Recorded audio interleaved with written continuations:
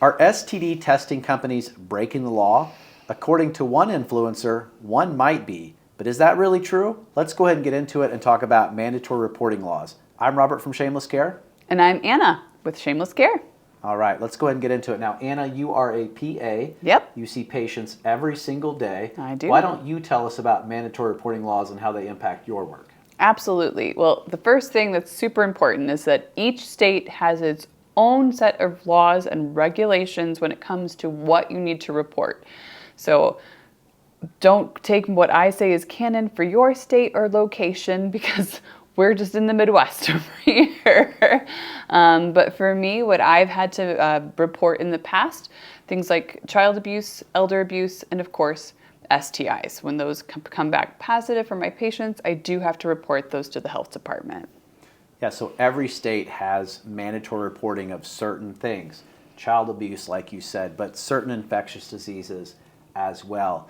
And as far as I know, those impact any legitimate laboratory operating on, not operating on in terms of like surgeries, but working with patients from inside that state. And certainly anybody with a medical license or anything like that has to follow those laws. That's why they call it mandatory reporting. Correct. So this particular influencer in an Instagram post wrote about this STI testing company that they really care about their privacy of their customers or their patients, however you want to call it.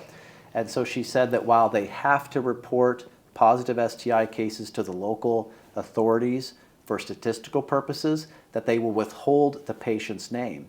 And that bothered me a good bit because A, that's not legal as far as I know, unless there's some weird gray area of which I'm not familiar as a person who owns an STI testing company.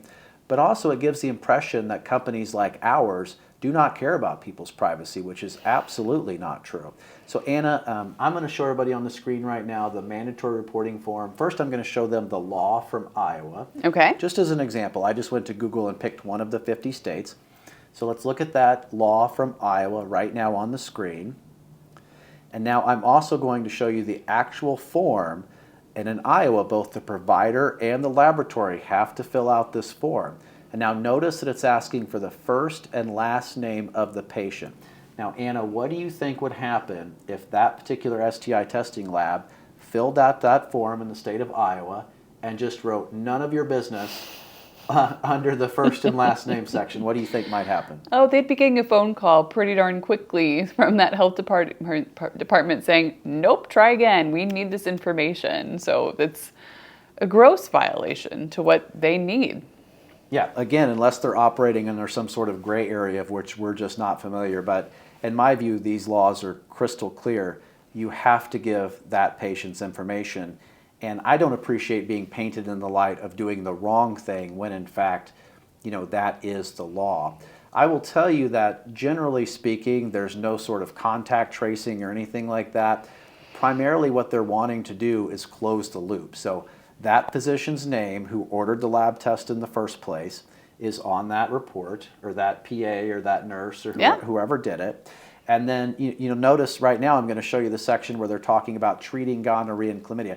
Health departments are keeping statistics, so they know, is there a huge syphilis outbreak in our community? Is there a huge gonorrhea outbreak? What's going on in terms of community spread of these infections? This is also how the CDC has such rock-solid statistics on these infections, and we can see trends over time. But they're also making sure that these patients are treated. So, did this person just come in, get an STI test, turns out they're positive, but now no one can find them, and they're out in the community spreading something like syphilis. Now, Anna, I have a question for you. Are people's information safe with their local county health department? 100% yes. They are bound to the same laws and regulations that I am. I have to stick to HIPAA laws just like the health department does. So they're not going to be spreading your information anywhere. That's illegal for them to do that. So their information is extremely safe at the health department. Not only that, but they have incredibly tight regulations and rules to make sure that that stays confidential. Yeah, and they make the information anonymous whenever they're importing it into their statistical systems and things like that. So it's not as if you are forever in the record book in, I don't know, Kane County, Illinois, as having chlamydia or something like that, right?